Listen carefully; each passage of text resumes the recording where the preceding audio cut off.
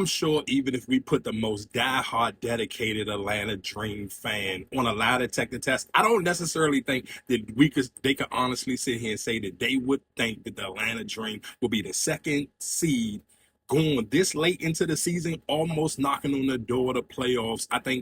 I don't want to sit here and say they caught anybody off guard because I mean, of course, if you watch Unravel and you get to hear Lisa Leslie giving everybody so cool signature nicknames, you kind of already knew Ryan Howard with the signature ride time. She's one of them ones. Allisha Gray made realistically.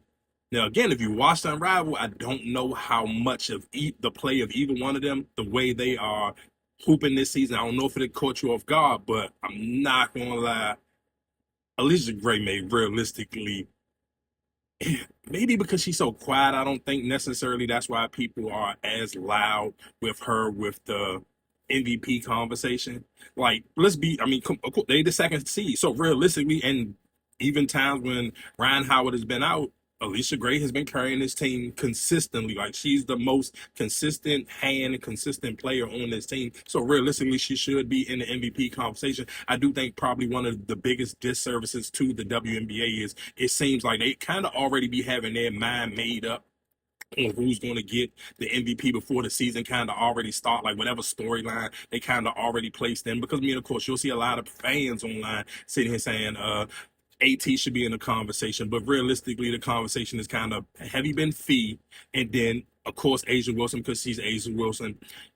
But if we being honest, just off of like, bro, you talking about a team that was kind of like battling for a playoff seed last year to now you talking about they the second seed, literally the second seed in the season is almost over.